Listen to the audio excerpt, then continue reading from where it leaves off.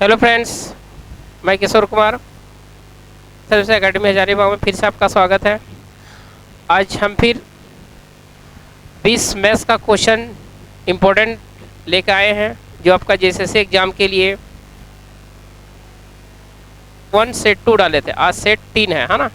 इसमें आपका total 20 question है, जो आपके एग्ज़ाम के लिए बहुत ही क्या इम्पोर्टेंट है। ठीक है, तो चलिए देखते हैं आज हम लोग वो सारे क्वेश्चंस जो हम लेके आए हैं।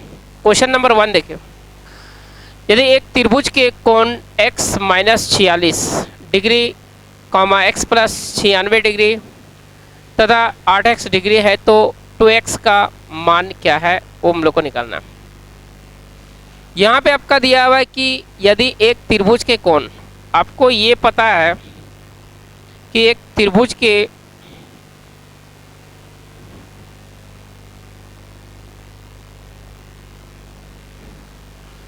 एक ट्रेंगल है,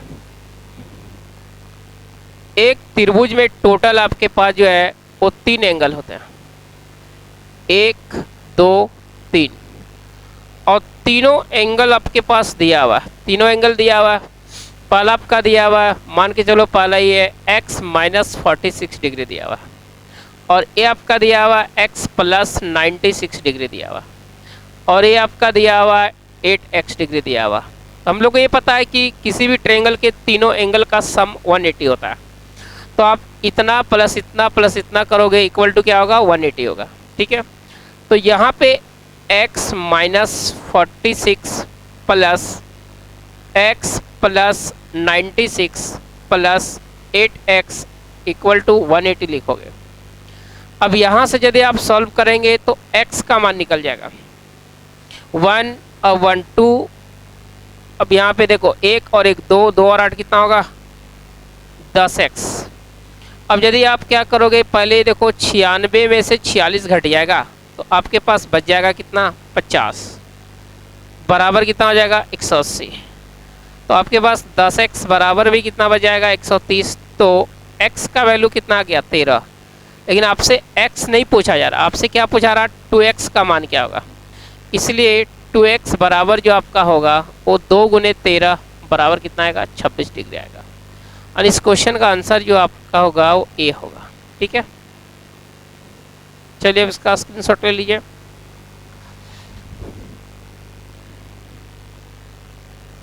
next question number 2,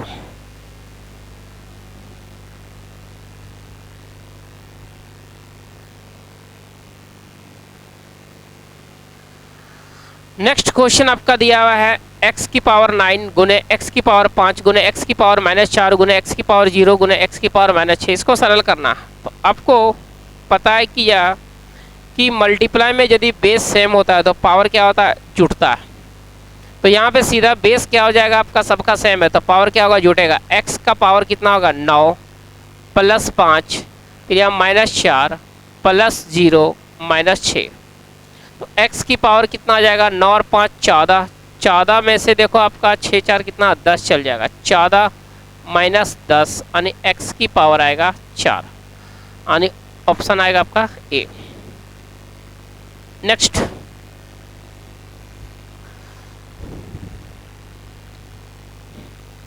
question number आपके पास 3 है। क्वेश्चन नंबर 3 ये ट्रिगोनोमेट्री का क्वेश्चन है। अब देखिए यहाँ पे दिया हुआ sign alpha minus sine beta क्या है। तो अब देखिए ये डायरेक्ट फार्मूला, तो यहाँ पे sine alpha minus sine beta equal to होता है 2 कॉस अल्फा प्लस बीटा बटे 2 into sine alpha minus beta बटे 2। यानी ऐसा ऑप्शन आपको कहाँ दिख रहा है, सी में। इस क्वेश्चन का आंसर क्या होगा, आपका सी होगा। नेक्स्ट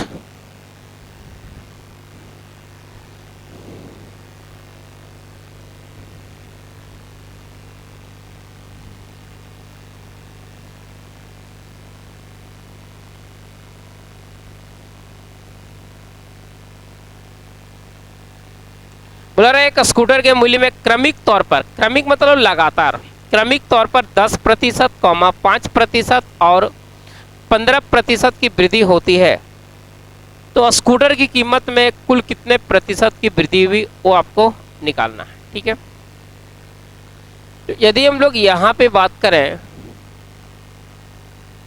तो देखिए स्कूटर के मूल्य में क्रमिक तौर पर पहले कितना परसेंट का वृद्धि हुआ, 10%। 10% का मतलब आपको पता है, 10% का मतलब होता है 10% का मतलब होता है 1/10। 5% का भी वृद्धि हुआ, 5% का मतलब 1/20। 15% का वृद्धि हुआ, 15% का मतलब 3/20 होगा। मतलब ये हुआ कि 10 रुपया यदि इसका कीमत था तो बढ़ के 11 हो गया, 20 रुपया था वो बढ़ के 21 रुपया हो गया, 20 रुपया था तो बढ़ के कितना हो गया, 23 रुपया। अब यदि इसका हम नया कीमत का बात करें तो नया कीमत जो आपका होगा वो देखो, पहले कितना था, 2 गुने 2 4 गुने 1, 4 पे कितना जीरो होगा, 3 जीरो। पहले इसका कीमत 4000 था, अब इसका कीमत क्या हो गया, तो देखो गुना करेंगे, 23 को गुना करेंगे हम लोग 21 से पहले, 23 गुने 20 आपका होता है 460, 460 और 23 483 हो जाएगा। 483 गुने हो जाएगा आपका 11, यानी गुना करोगे तो मिलेगा 3 8 3 11 का 1 बैलेंस 1 8 4 12 और 13 का 3 बैलेंस 1 4 और कितना 5, 5313। यानी स्कूटर का कीमत पहले था 4000, अभी हो गया 5313। तो इंक्रीजमेंट तो आपको दिख रहा है, कितने का वृद्धि हुआ, देखो ये हो जाएगा आपका 1313, घटाएंगे 3, यहाँ पे हो जाएगा आपका 1 में 0 जाएगा, फिर 1 3 में 0 हो जाएगा, 3 5 में 4 जाएगा 1। अब कितने प्रतिशत का वृद्धि हुआ, आपसे प्रतिशत वृद्धि पूछा रहा, तो प्रतिशत वृद्धि बराबर जो हो जाएगा आपका हो जाएगा 1313/4000 गुने करेंगे आप 100। अब देखिए 2 जीरो 2 जीरो कट जाएगा, यानी हो जाएगा 1313 बटे हो जाएगा आपका 40%। अब इसी में से कोई एक होगा, आप मिक्स फ्रैक्शन में इसको कर लेंगे, इसको भागा दे देंगे, है ना। चलिए नेक्स्ट,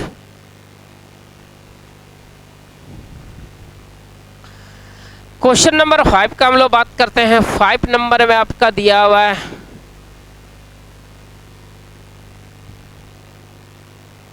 क्वेश्चन नंबर 5, एक समबाहु त्रिभुज की भुजा 12 सेंटीमीटर है। इस समबाहु त्रिभुज को परिगत करने वाले, परिगत मतलब क्या, इसके बाहर वृत्त की त्रिज्या क्या है वो हम लोग को निकालना है।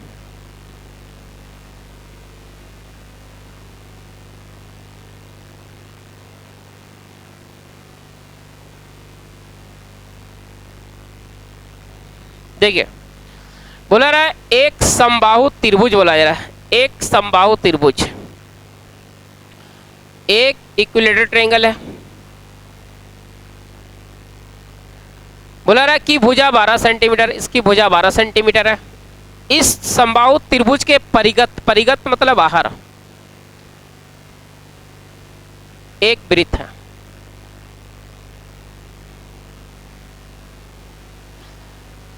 इसका वृत्त की निकालना है त्रिज्या, ए सेंटर होगा, ए रेडियस होगा, ए हो गया आपका सर्कम रेडियस, ठीक है, इसका रेडियस निकालना। तो देखो हम लोग ये पता है कि एक समबाहु त्रिभुज के बाहर बने वृत्त का जो रेडियस होता है, रेडियस बराबर होता है a/4 a/2√3, जहाँ a क्या बताता है, साइड ऑफ इक्विलेटरल ट्रायंगल, ठीक है। तो a की जगह क्या हो जाएगा 12 और 2 रूट कितना हो जाएगा 3। तो यदि हम लोग इसको काट देंगे, दोस्त कटेगा 6 बार में। इसके बाद यार आपका जो आएगा, फिर आपका आएगा परिगत करने वाले वृत्त की त्रिज्या निकालना। ओह सॉरी, बाहर बने वृत्त की जो त्रिज्या होता है वो a/√3 होता है ना, a/√3, जहाँ a आपका क्या बताएगा, समबाहु त्रिभुज की भुजा, यानी कि 12 बटे हो जाएगा आपका √3। इसको क्या आप 4 गुने √3 लिख सकते हैं, और बटे क्या होगा √3, एक कट जाएगा आपका, और आंसर होगा 4√3 होगा। ऑप्शन आपका आएगा ए आएगा। यहाँ पे फॉर्मूला देके लिख देते हैं, समबाहु त्रिभुज के बाहर बने वृत्त की त्रिज्या बराबर होता है a/√3। और इधर हम लिख देते हैं समबाहु त्रिभुज के अंदर, समबाहु त्रिभुज के अंदर बने वृत्त की त्रिज्या बराबर हो जाएगा आपका a/√3।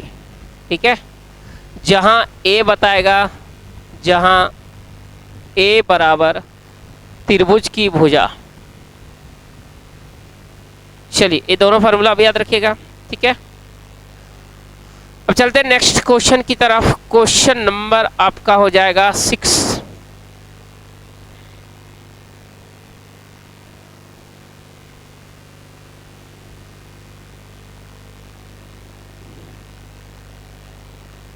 क्वेश्चन नंबर 6 में बुला रहा उस संख्याओं के महत्तम समावर्तक यानी एचसीएफ और एलसीएम के बीच का अनुपात क्या है जिनका एलसीएम 48 और संख्याओं का गुणनफल 384 है।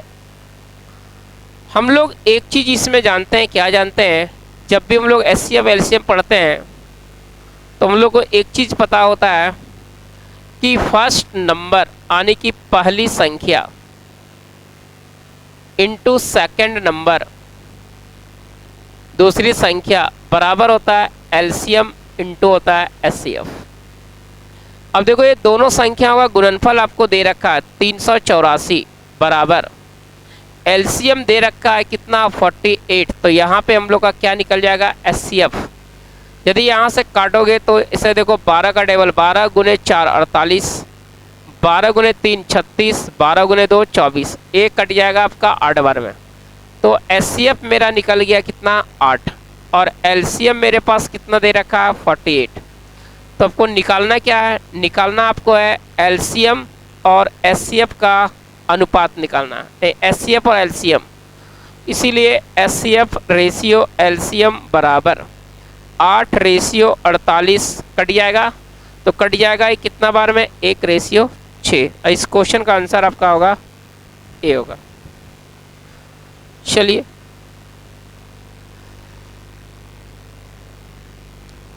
नेक्स्ट,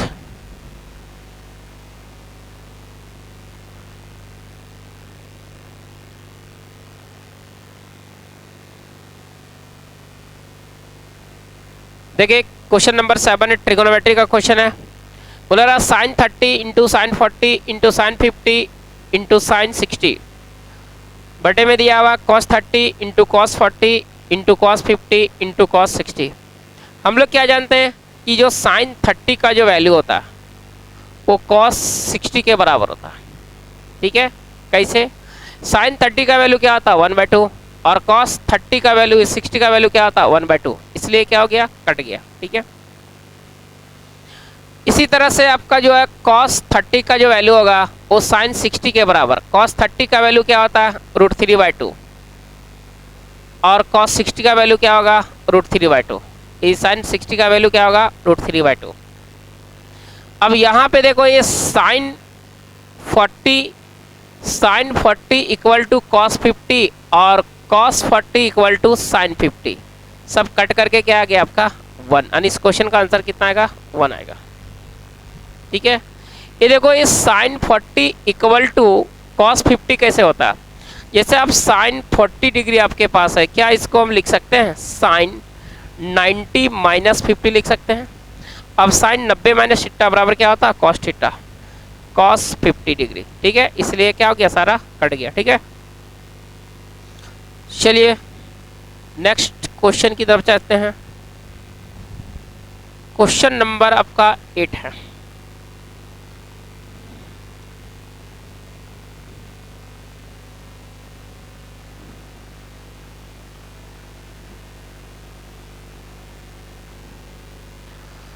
यह बोला रहा है ए बी और सी एक कार्य को अलग अलग क्रमशः 10, 20 और 40 दिनों में पूरा कर सकते हैं। 3 आदमी दिया हुआ, ए एक काम को कर रहा है 10 दिन में, बी उसी काम को कर रहा है 20 दिन में और सी उसी काम को कर रहा है 40 दिन में, पूरा कर सकते हैं। यदि ए को प्रत्येक तीसरे दिन बी और सी दोनों द्वारा सहायता प्रदान की जाए तो कार्य कितने दिनों में पूरा होगा, वो हम लोग को निकालना। देखिए क्वेश्चन में ये बोला जा रहा है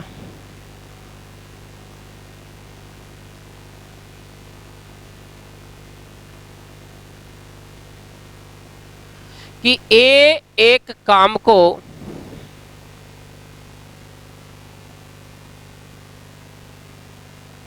ए एक काम को 10 दिन में कर रहा है, बी उसी काम को 20 दिन में कर रहा है और सी उसी काम को 40 दिन में कर रहा है। अब ये सबका एलसीएम लोगे कितना आ जाएगा, सबका एलसीएम लोगे तो आएगा 40।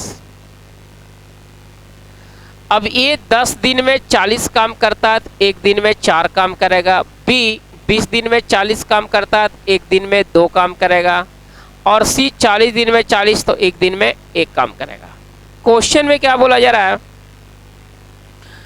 कि यदि ए को प्रत्येक तीसरे दिन बी और सी दोनों द्वारा सहायता प्रदान की जाए, ए को प्रत्येक तीसरे दिन बी और सी के द्वारा सहायता प्रदान किया जाता है, मतलब ये हुआ कि पहला दिन सिर्फ एक काम किया, दूसरा दिन भी सिर्फ एक काम किया, तीसरा दिन कौन काम करेगा, ए प्लस बी प्लस सी, यानी फिर चौथा दिन कौन करेगा, ए, पांचवा दिन ए, छठा दिन फिर करेगा ए प्लस बी प्लस सी, यानी काम का रिपीटेशन प्रत्येक 3 दिन में हो रहा है। तो काम कितने दिनों में पूरा होगा, तो हम यहाँ पे क्या देख पा रहे हैं कि ए ने जो है वो पहले दिन में कितना काम किया होगा, 4, फिर ए ने दूसरे दिन में कितना किया होगा, 4। अब ए प्लस बी प्लस सी तीनों ने तीसरे दिन में कितना काम किया होगा, 4 और 2 6 और 1 7।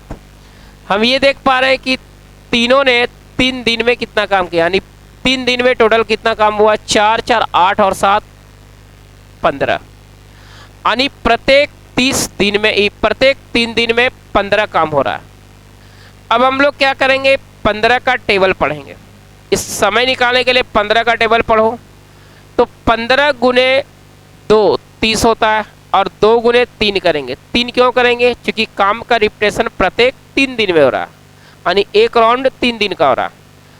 अब हो जाएगा आपका 15 गुने 2 30, यानी 3 गुने 2 6 दिन आपका बीत गया और 30 काम हो गया। काम अभी भी बचा हुआ है 10। अबर किसका बारी है, अबर ए का बारी है। तो यहाँ पे देखिए ए एक दिन में कर सकता है 4 काम और काम बचा हुआ है कितना, 10, तो एक दिन कंप्लीट लेगा। अगला दिन भी ए कितना करेगा, 4 ही काम करेगा, यानी 2 दिन में टोटल ए ने 8 काम करेगा और काम कितना बचा हुआ है, 10। तो 2 दिन कंप्लीट कर लेगा, लेकिन 2 दिन में वो 8 ही काम कर पाएगा। अभी भी काम कितना बच गया है, 2 और समय लगेगा, तो काम कितना बच गया है, 2। अबर कौन करेगा, तीनों करेगा, तीनों एक दिन में कितना करता है, 7।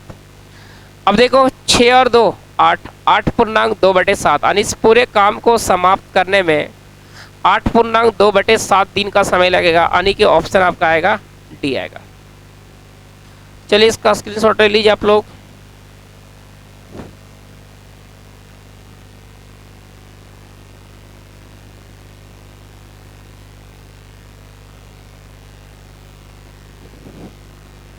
चलिए नेक्स्ट क्वेश्चन देखते हैं। क्वेश्चन नंबर 9,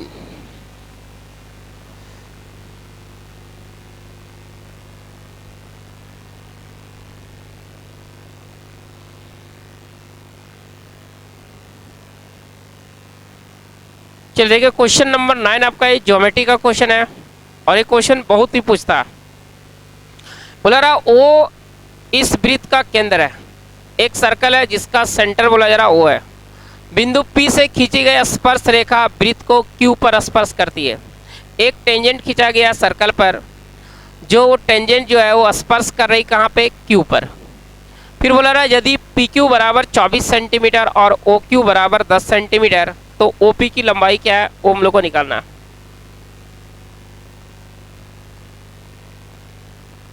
देखिए आराम से पहले एक सर्कल बनाइए,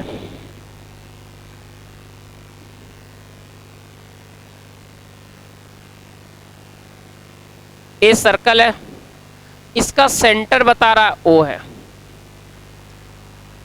बोला रहा बिंदु P से खींची गई स्पर्श रेखा वृत्त को Q पर स्पर्श करती है, यानी कि एक वृत्त के बाहर एक पॉइंट ले लो, P ले लो। यहाँ से जो टेंजेंट जो हम खींच रहे हैं वो Q पर जो है A मिल रही है, यानी Q वृत्त को जो है वो Q पर टच कर रही, ठीक है। ये आपका टेंजेंट हो गया। बोला जा रहा है कि यदि PQ बराबर 24 सेंटीमीटर, PQ की लंबाई दे दिया हुआ है 24, यानी यहाँ से यहाँ तक का लंबाई दिया हुआ है 24 सेंटीमीटर, और OP बराबर दे दिया हुआ है, OP बराबर दिया हुआ आपका OP बराबर आपका दे दिया हुआ नहीं, OQ दिया हुआ, OQ बराबर दिया हुआ 10, OQ बराबर दिया हुआ 10 सेंटीमीटर। आपसे बेचारा OP का मान क्या है वो निकालना, यहाँ से यहाँ तक का लंबाई निकालना है। देखिए एक चीज़ हम लोग को ये पता होता है क्या कि A आपका सर्कल है, A टेंजेंट है, यहाँ सेंटर हो गया, यहाँ से हम खींचेंगे रेडियस, तो जिस बिंदु पे रेडियस और एक टेंजेंट मिलते हैं वहाँ पे कितने डिग्री कोण बनता है, 90 डिग्री का। तो यहाँ पे हम ये क्या देख पा रहे हैं कि यहाँ से रेडियस और इधर से टेंजेंट, ये दोनों का एक क्या आपका स्पर्श बिंदु है, तो यहाँ पे 90 डिग्री का कोण बनेगा। अब इसमें यदि हम लोग बात करें, आपको एक ट्रेंगल दिख रहा होगा, ट्रेंगल में आपका ये सबसे बड़ा कोण 90 डिग्री है, इसके सामने का जो आपका साइड होता है वो हाइपोटेनस कर्ण कहलाता है। तो हम लोग ये लिखेंगे, ये इसका लंबाई निकालने के लिए कर्ण का स्क्वायर प्लस लंब का स्क्वायर प्लस आधार का स्क्वायर बराबर क्या होगा, कर्ण का स्क्वायर। या तो आपको दिख रहा होगा ट्रिपलेट दिख रहा होगा, ए 5 12 13 में क्या होता है, समकोण त्रिभुज होता है। 5 का डबल कितना है, 10, 12 का डबल कितना है, 24, तो यहाँ पे 13 का डबल कितना होगा, 26। या अब क्या करो, 10 का स्क्वायर प्लस 24 का स्क्वायर, 10 का स्क्वायर होता है आपका कितना, 100, और 24 का स्क्वायर होता है 576, सब मिला करके कितना हो जाएगा आपके पास 676। 676 का स्क्वायर रूट होता है 26, यानी इस क्वेश्चन का आंसर होगा 26 सेंटीमीटर। ऑप्शन क्या आएगा, सी आएगा, ठीक है। चलिए इसका स्क्रीनशॉट ले लीजिए आप।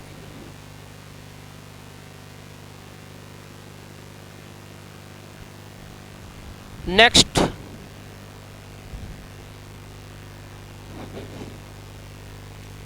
देखिए, रेशियो का बहुत ही आसान क्वेश्चन आपका है। एक क्वेश्चन बार बार एग्जाम में पूछा जाता है।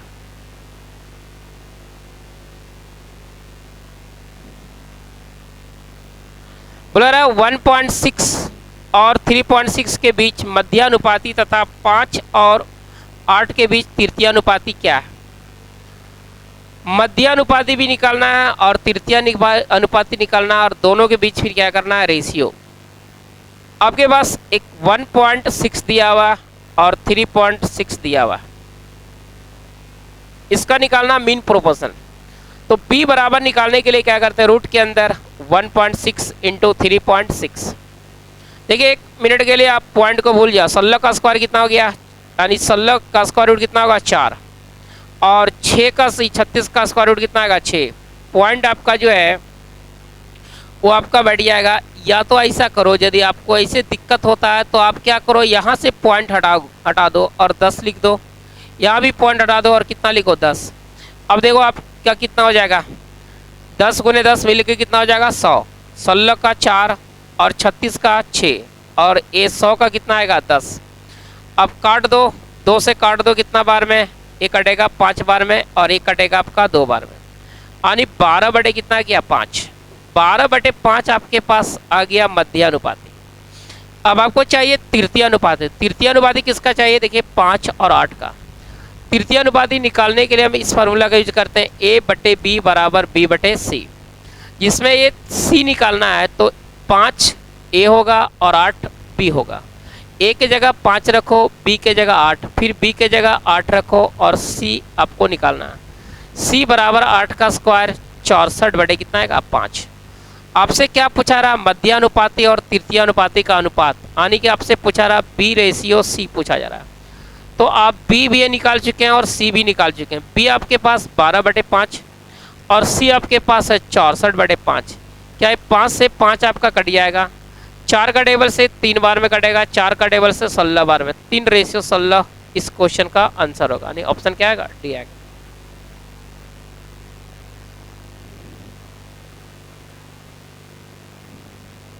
चलिए जल्दी से इसका स्क्रीनशॉट ले लीजिए आप लोग।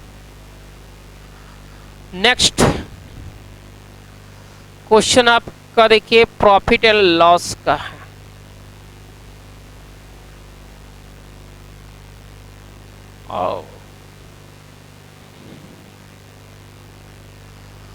बोला रहा है एक दुकानदार एक वस्तु को 10% और 20% की दो क्रमिक छूट दे रहा है। दो क्रमिक छूट दे रहा है, एक 10 का और एक 20 का। छूट पर बेचने पर उसको प्रॉफिट हो रहा है 44% का शुद्ध लाभ होता है इसको। यदि दुकानदार उसी वस्तु को 15% की छूट उसी वस्तु को 15% की छूट पर बेचता तो शुद्ध लाभ प्रतिशत ज्ञात कीजिए। क्वेश्चन में बोला जा रहा है क्या, एक दुकानदार एक वस्तु को 10% और 20% की दो क्रमिक छूट दे रहा है।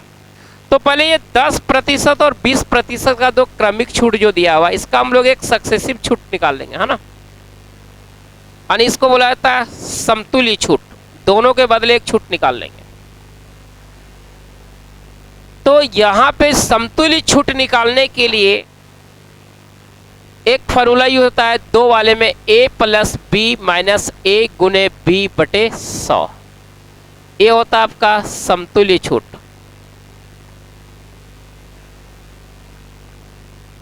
तो देखिए पहला डिस्काउंट कितने का, 10 का, फिर कितने का, 20 का, माइनस 10 गुने 20 बटे 100।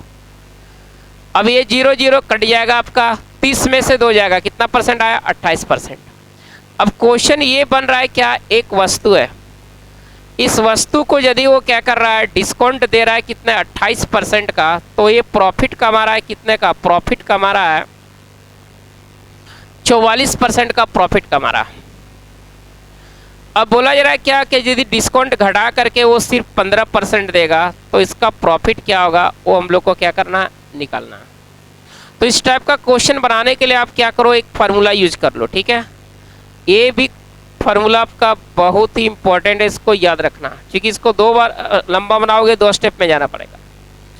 100 माइनस D1% बटे 100 माइनस D2% बराबर 100 प्लस P2% बटे 100 प्लस हो जाएगा आपका P1% बटे 100 प्लस P2%।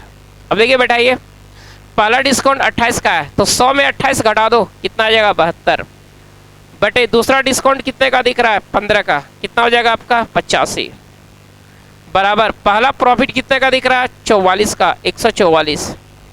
दूसरा आपको निकालना है तो 100 प्लस P2 ही रहने दीजिए, 72 का टेबल से कट जाएगा आपका 2 बार में, 85 गुने 2 170, 170 में 100 जाएगा, यानी P2 बराबर मिलेगा आपको 70%।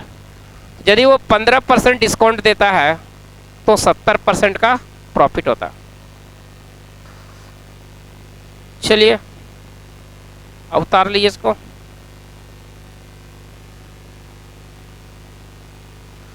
Next question number 12।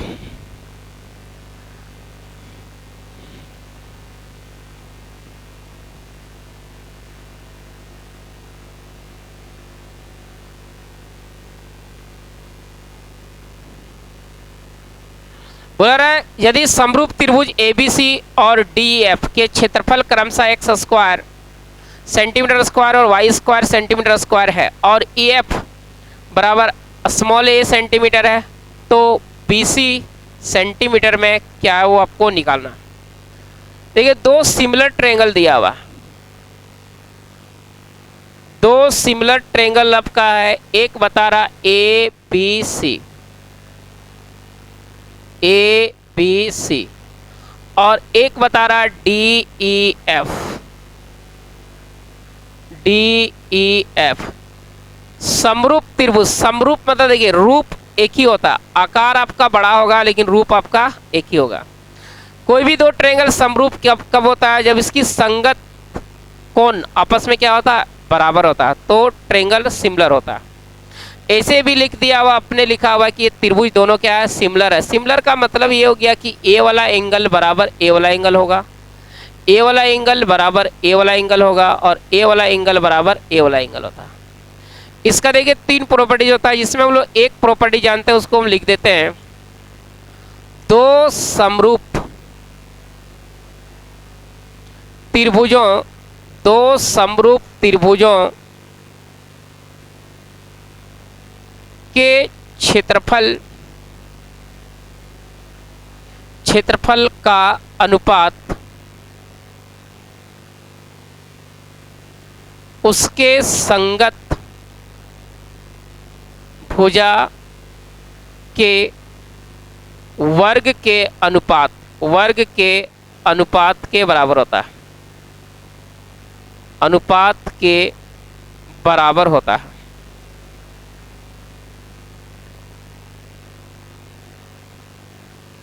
तीन प्रॉपर्टीज में आपका एक प्रॉपर्टीज हम लिख दिए हैं। बोला रहा दो सिमिलर ट्रायंगल का जो एरिया का जो रेशियो होगा उसके सिमिलर साइड के स्क्वायर के रेशियो के बराबर होगा। अब इसमें क्या दिया हुआ है कि त्रिभुज ABC और DF के क्षेत्रफल क्रमशः इतना दिया हुआ, यानी इसका जो एरिया दिया हुआ है वो x स्क्वायर सेंटीमीटर स्क्वायर है और इसका दिया हुआ y स्क्वायर सेंटीमीटर स्क्वायर है। इसमें आपके पास A भी दे दिया हुआ है। क्या दिया हुआ है कि EF बराबर A सेंटीमीटर, EF बराबर A सेंटीमीटर। तो आपको निकालना है BC क्या होगा वो हम लोग को निकालना। तो देखिए यहाँ पे पहले त्रिभुज ABC का क्षेत्रफल क्या दिया हुआ x स्क्वायर और बटे त्रिभुज DF का क्षेत्रफल y स्क्वायर बराबर इसका संगत भुजा देखो BC का स्क्वायर करोगे और बटे इसका संगत भुजा क्या है A का स्क्वायर करोगे। बताइए अब यदि इधर से आप स्क्वायर हटाओगे इधर स्क्वायर रूट होगा तो हम लिख सकते हैं BC बटे A बराबर रूट के अंदर क्या होगा x स्क्वायर बटे y स्क्वायर। अब ये भी x स्क्वायर का स्क्वायर रूट हटाओगे x मिलेगा बटे क्या होगा y। आपको BC चाहिए तो BC बराबर क्या हो जाएगा देखिए AX बटे हो जाएगा y, यानी AX बटे y ऑप्शन आपका दिख रहा है क्या A दिख रहा है। चलिए स्क्रीनशॉट लीजिए आप। Next question number 13।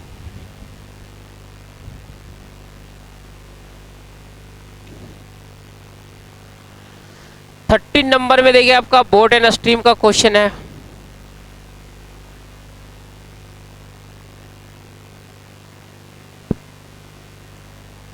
बोला रहा एक आदमी एक नाव को प्रवाह की दिशा में चलाते हुए एक निश्चित दूरी 9 घंटे में तय करता है, जबकि प्रवाह की विपरीत दिशा में नाव चलाते हुए समान दूरी तय करने में उसे 18 घंटे का समय लगता है। तो शांत जल में समान दूरी के 3/5 तक नाव चलाने में उसे कितने घंटे लगेंगे। इसमें बोला जा रहा है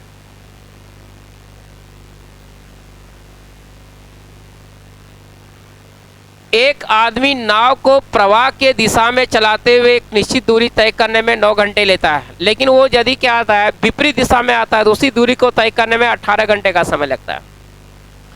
फिर बोला रहा शांत जल में समान दूरी के 3/5 तक नाव चलाने में उसे कितने घंटे का समय लगेगा। मान लेते हैं नाव का जो स्पीड होगा, नाव की चाल मान लेते हैं शांत जल में, नाव की चाल शांत जल में, शांत जल में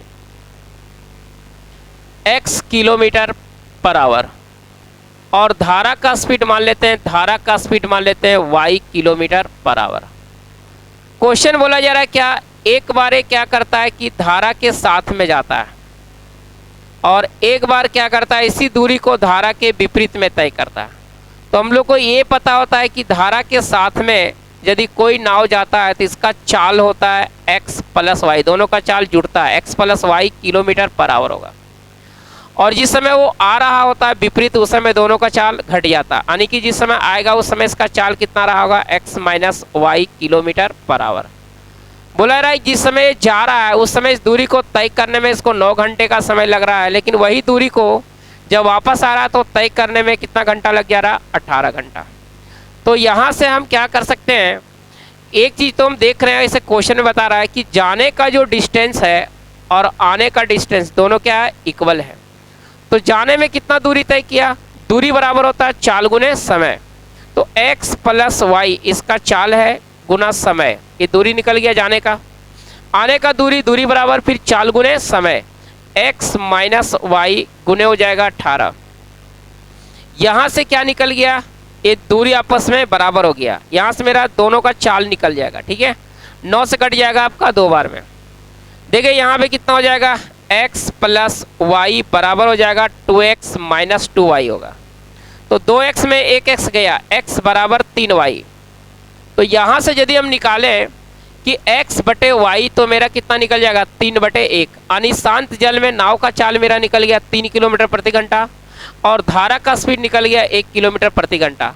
अब ये हम दूरी निकाल सकते हैं, x और y कहीं भी रख करके हम दूरी निकाल सकते हैं। मेरा डिस्टेंस कितना निकलेगा, देखिए दूरी निकलेगा 3 और 1 4, 4 गुने 9 कितना किलोमीटर निकलेगा, 36 किलोमीटर। अब आपसे जो पूछा जा रहा है कि 36 किलोमीटर की दूरी तय नहीं करना है, 36 किलोमीटर का कितना बटे 5 लेना है, 3/5। 3/5 दूरी को यदि स्टिल वाटर में शांत जल में तय करेंगे तो कितना समय लगेगा। तो शांत जल में नाव का चाल कितना है, 3। 3 से 3 कट जाएगा, आपके पास बच गया 36/5 डिवाइड करोगे 7.2 किलोमीटर, 7/2 घंटा लगेगा, है ना। यानी क्वेश्चन का आंसर क्या होगा आपका, ए होगा। चलिए स्क्रीनशॉट ले लीजिए फटाफट। अब क्वेश्चन नंबर देखिए 14 नंबर में आपका एवरेज का क्वेश्चन है।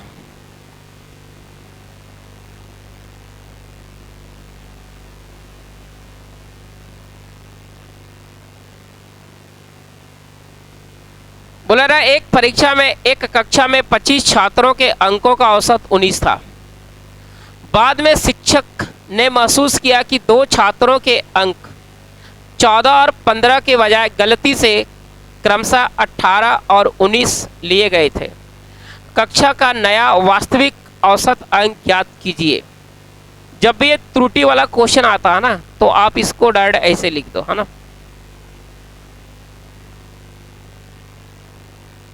सही औसत बराबर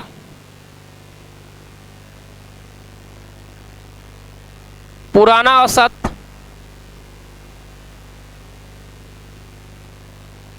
प्लस सही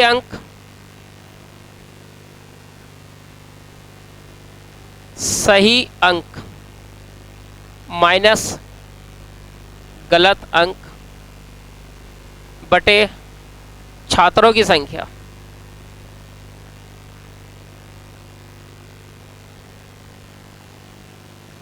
देखो पुराना सही औसत बराबर पुराना एवरेज मेरा कितना था, एक परीक्षा में एक कक्षा में 25 छात्रों के अंकों का औसत 19 था। पुराना औसत मेरा 19 था, यहाँ पे 19 लिखेंगे प्लस सही अंक। यहाँ पे देखिए शिक्षक ने क्या महसूस किया, बाद में शिक्षक ने महसूस किया कि 2 छात्रों के अंक 14 और 15 के बजाय ये 14 और 15 सही मार्क्स है। 14 प्लस 15 कितना हो जाएगा, 29। यहाँ पे 29 रखेंगे और के बजाय यहाँ पे प्लस हो जाएगा। के बजाय कितना लिया गया गलती से, 18 प्लस 19 माइनस है। यहाँ पर कितना जोड़े थे हम लोग, 14 19 14 15 29 माइनस हो जाएगा। गलती से कितना लिया गया, 18 प्लस 19 यानी हो जाएगा 37 और छात्रों की संख्या कितना है, 25 है। अब देखिए माइनस में बचेगा तो माइनस में कितना बच जाएगा आपका, 37 में से 29 जाएगा, बच जाएगा आपका -8 बच जाएगा। अब यदि हम लोग इसको सॉल्व करते हैं तो मेरा फाइनली निकलेगा 19 माइनस 8 बटे कितना हो जाएगा, 25 हो जाएगा। अब देखिए 25 को यदि आप 19 से गुना करते हो, क्योंकि इसको यदि आप सॉल्व करोगे इसके नीचे कुछ नहीं तो क्या एक है, एलसीएम 25 आएगा।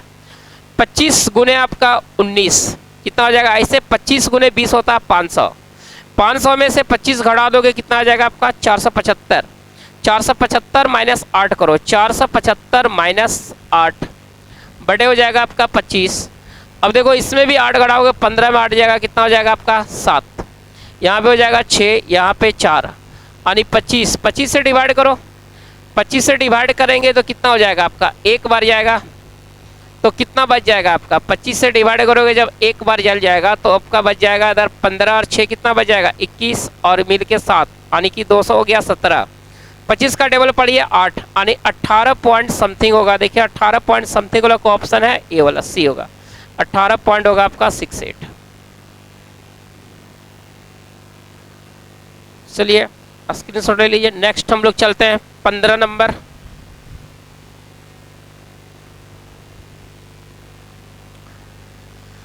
क्वेश्चन नंबर 15 में आपका एक छोटा सा क्वेश्चन अलजेब्रा का दिया हुआ है।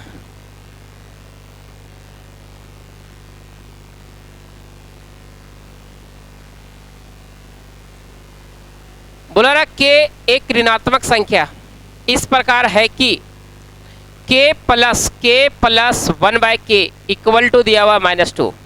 तो हम लोग को ये पता होता है कि यदि k प्लस 1/k बराबर -2 तो k बराबर -1 होता है।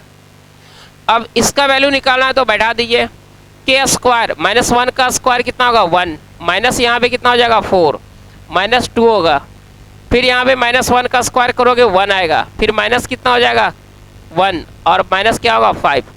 देखो 4 और 2 6, 6 में 1 जाएगा, माइनस का 5 बचेगा, 5 और 1 6 में 1 जाएगा, माइनस का 5 बचेगा। ये दोनों क्या होगा आपका कैंसिल, यानी बराबर क्या आएगा 1 आएगा। इस क्वेश्चन का आंसर आपका डी होगा। कर दिया तुम इसको।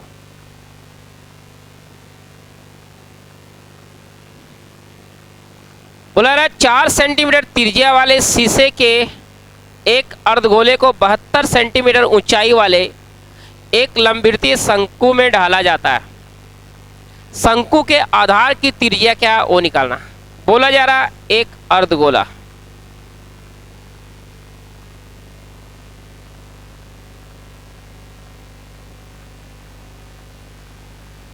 इसका रेडियस बोला रहा, रेडियस कितना बोला रहा 4 सेंटीमीटर। ये आपका सेमी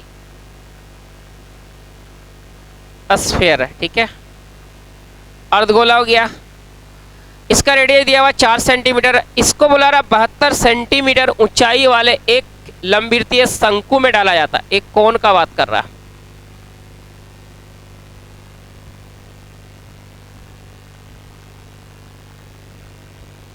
इस कोण का हाइट दे रखा है h बराबर दिया हुआ 72 सेंटीमीटर दिया हुआ।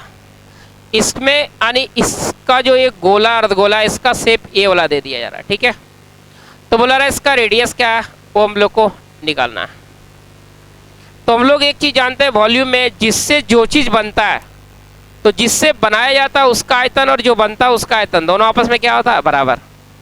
तो ये अर्धगोले का आयतन जो होता है वो अर्धगोले का आयतन होता है 2/3 पाई आर क्यूब। तो आर की जगह कितना हो जाएगा 4 × 4 × 4 बराबर एक कोण का आयतन होता है 1/3 पाई आर स्क्वायर।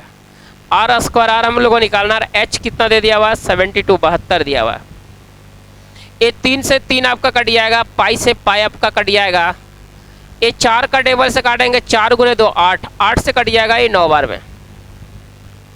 अब कटने के लिए कुछ नहीं बच रहा है तो आर स्क्वायर बराबर 4 × 4 16 बटे क्या होगा 9।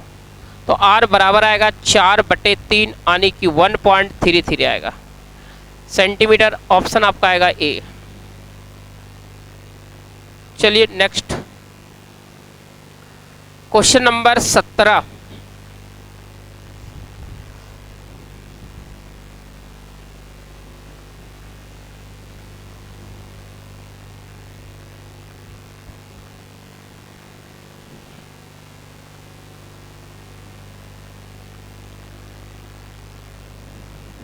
बोला जा रहा है एक व्यक्ति किसी निश्चित राशि को 25% की वार्षिक दर से साधारण ब्याज पर उधार देता है।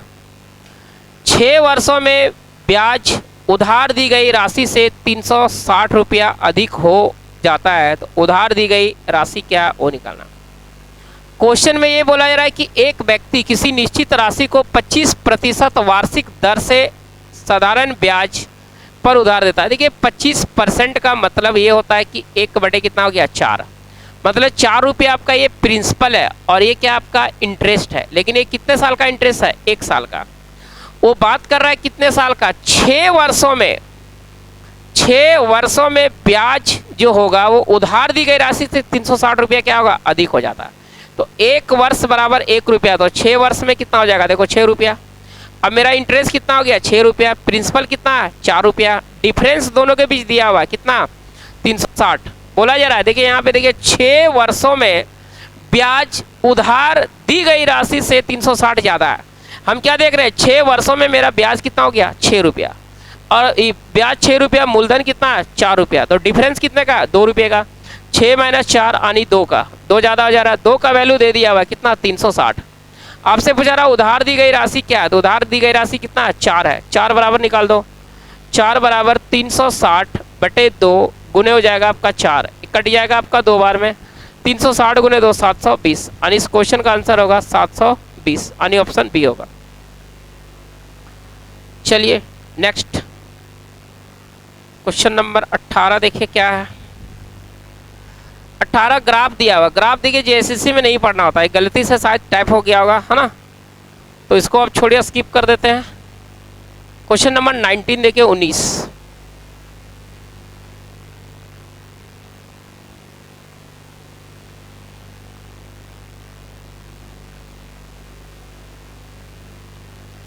में दिया हुआ है x प्लस 1/x बराबर 5√2 है, तो x to the power 4 plus x to the power -4 का मान क्या होगा। आपके पास दिया हुआ है x प्लस 1/x बराबर दिया हुआ 5√2 दिया हुआ, आपको निकालना है क्या, तो निकालना है x to the power 4 plus 1/x to the power 4 क्या होगा वो निकालना। आपको ये पता है कि हम लोग यदि हैं कहाँ, हम लोग यदि हैं x में, यहाँ पे x प्लस 1/x बराबर आपके पास दिया हुआ 5√2 दिया हुआ, और निकालना x पर पावर 4 प्लस 1/x की पावर 4 क्या है वो निकालना। हम हैं x में और x पर पावर 4 जाना है, तो डायरेक्ट कोई रास्ता नहीं होता है, सबसे पहले यहाँ से आपको आना पड़ेगा x² में, और इसके बाद यहाँ से आपको जाना पड़ेगा x का पावर 4 में। तो यहाँ से यहाँ जाने के लिए आप क्या करोगे, एक बार स्क्वायर करोगे, और फिर यहाँ से यहाँ जाने के लिए आपको एक बार स्क्वायर करना पड़ेगा। यानी यदि आप x में हो और x पर पावर 4 में जाना है तो 2 बार स्क्वायर करना है। तो इसका यदि हम एक बार स्क्वायर करेंगे तो क्या मिलेगा, देखो x की पावर 2 प्लस 1/x की पावर 2 बराबर 5 का स्क्वायर 25 गुने 2 कितना होगा, 50। 50 इधर प्लस है तो इधर 2 माइनस होता है ना, 50 माइनस 2 यानी कितना हो जाएगा, 48। क्यों, क्योंकि 2ab होता है, यहाँ पे जब 2ab लिखेंगे तो ab में x और x क्या होगा, कट जाता है, जो 2 बचता है इधर जाके क्या होता है, माइनस। अब इसका दोबारा जब स्क्वायर करोगे तो क्या मिलेगा, x की पावर 4 प्लस 1/x की पावर 4 बराबर 48 का स्क्वायर जो होगा आपका 2304 होता है। 48 का स्क्वायर और प्लस है तो -2 करोगे तो 2304 में से 2 जाएगा, 2300 आएगा, 2 आएगा। इस क्वेश्चन का आंसर 2302 होगा, यानी ऑप्शन आपका आएगा सी आएगा। चलिए लास्ट क्वेश्चन देखते हैं आपका इस सेशन का 20 नंबर में क्या है। ये भी प्रॉफिट एंड लॉस का है।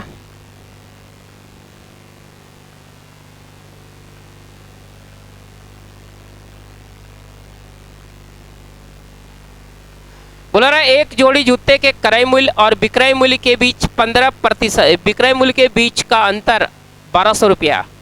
एक जोड़ी जूता है जिसका सेलिंग प्राइस और कॉस्ट प्राइस दोनों में डिफरेंस दे रखा है कितने का, 1200 का।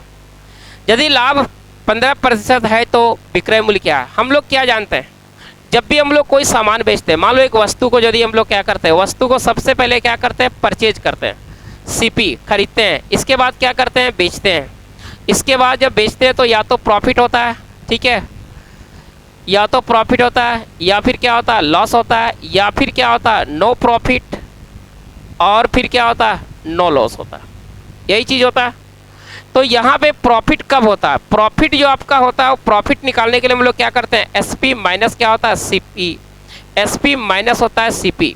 तो एसपी माइनस सीपी ही क्या होता है, आपका प्रॉफिट होता है, जो आपके पास दे दिया हुआ, कितना दे दिया हुआ, 1200, और ये दे दिया हुआ कितना, 15%। तो हम ये कह सकते हैं क्या कि 15% का जो वैल्यू होगा वो कितना हो जाएगा आपका, 1200।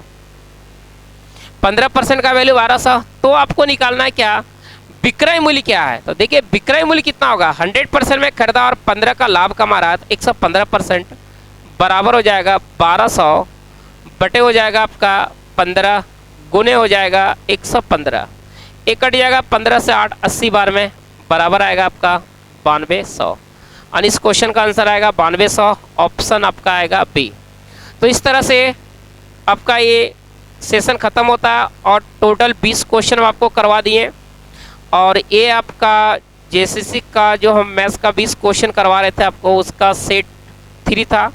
अब हम लोग जल्द ही मिलते हैं। इसमें बहुत ज़्यादा गैपिंग हो गया, 2 और 3 के भी ज़्यादा गैपिंग हो गया। अब हम लोग 4 एकदम कल या परसों आपको 4 भी मिल जाएगा। तो आप इससे जुड़े रहें और चैनल को ज़्यादा से ज़्यादा सब्सक्राइब करें और लाइक करें, ताकि आपको भी और हमको भी पढ़ाने में मज़ा आ जाए। चलते हम लोग मिलते हैं नेक्स्ट सेट 4 के साथ।